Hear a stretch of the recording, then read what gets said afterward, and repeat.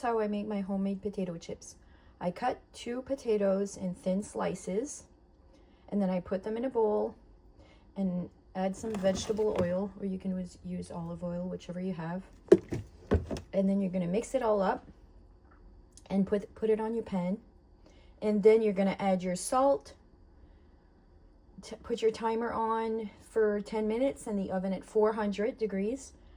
And then you're going to flip your potatoes after 10 minutes.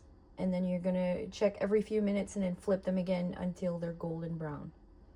So now that the potatoes are all covered with vegetable oil, now the potatoes are covered with vegetable oil and they're ready to go on the pan. So I had already made a batch of potato chips, my first one, so I'm doing another batch, and I'm cutting them just a tiny bit thicker than they were earlier. They were a little too thin and cut a little too uneven, so I tried to cut them a bit more carefully this time.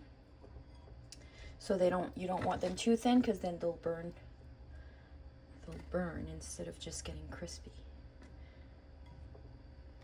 So you have to check the oven every couple minutes. First 10 minutes you're good to leave them in at 400. After that you got to flip them every 4 or 5 minutes. I would just check on them all the time, just because some of them are going to be thinner than others, and they're going to get crispy quicker.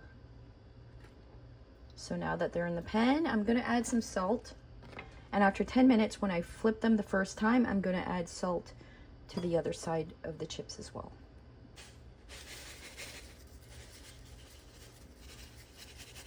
Once you flip them, add some salt on the other side. So they're ready to put in the oven. You can add some garlic seasoning if you want, or another type of seasoning. I didn't. They're delicious without it, but if you want to, go ahead. So the oven has to be at 400, and put the timer on for 10 minutes and then flip them. This is how the chips turned out. There's only 2 left. Try it out. It's really good.